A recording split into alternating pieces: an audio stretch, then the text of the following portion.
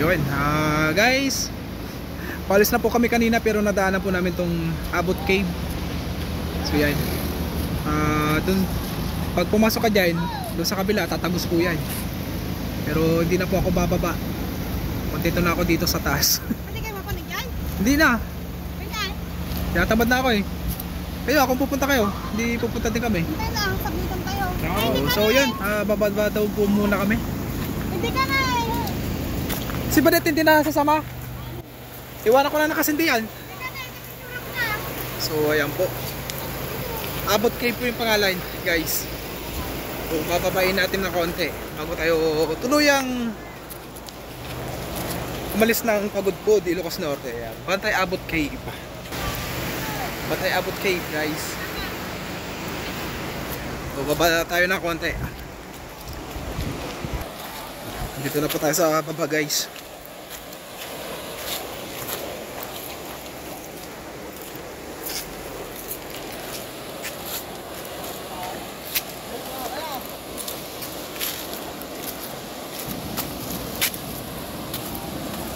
Lan lamang natin ng konti.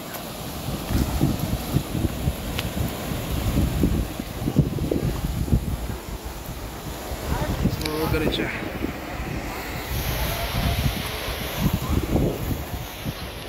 Dami mo lang picture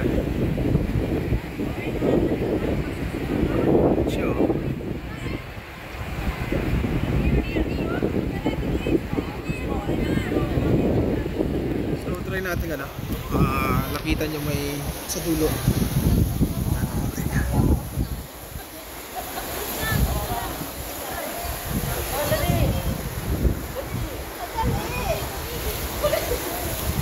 Buwis-buhay na kayo, buwis-buhay na talaga kayo.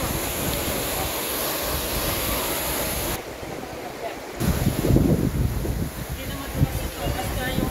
Alright, sama ka doon sa dulo.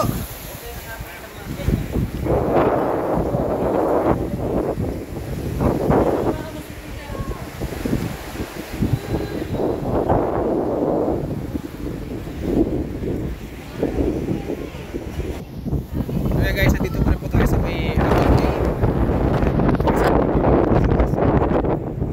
Makasingit. Ayan,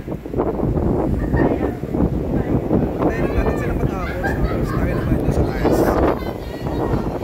So yan guys, nakita pa kami nakasama sila. Kami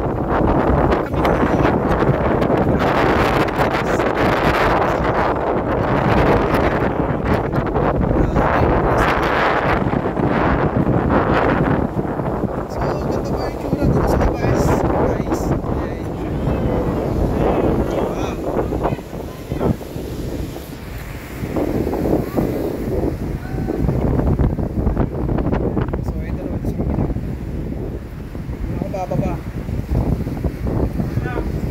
Marami na sa sinawalang panahon eh.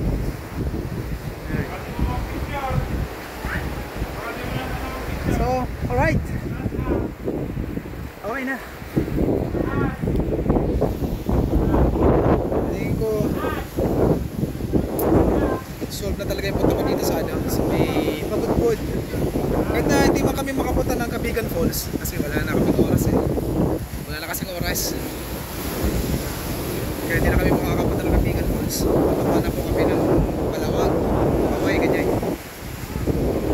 Ito yung view. Nakita nyo naman. Sarap guys. Nalakas talaga ng hangin. Yun. Picture muna.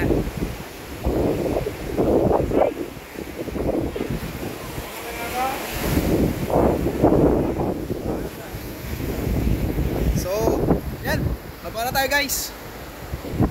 See you in next destination sa Ilocos Norte. Ang saya.